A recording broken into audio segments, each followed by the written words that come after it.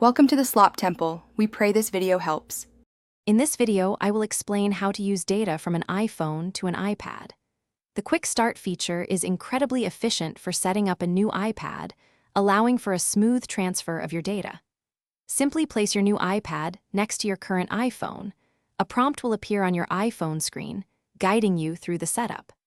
Make sure both devices are plugged into power and connected to the same Wi-Fi network for optimal results. This process usually takes about 20 to 45 minutes for many gigabytes of data.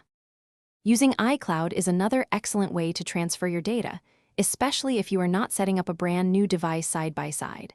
First, back up your iPhone to iCloud via its settings.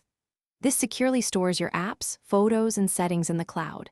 Then, during the iPad setup process, select Restore from iCloud Backup. You will need your Apple ID and password to access your backup, and a strong Wi-Fi connection is essential for a smooth download, which can be several gigabytes in size.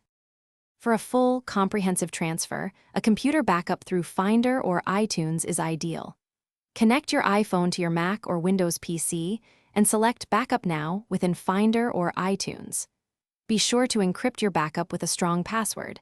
This ensures all sensitive data, including account passwords and health data, is included.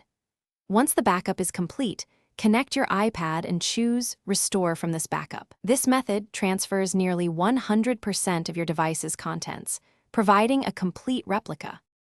Once your data transfer is complete, take a few minutes to verify everything. Open various apps, check your photo library, and ensure your contacts are all there. Some third-party applications or streaming services might require you to log in again, which is normal for security reasons.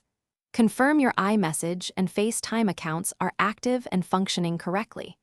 This final check ensures your iPad is perfectly mirroring your iPhone experience, ready for immediate use, providing a seamless transition between your devices.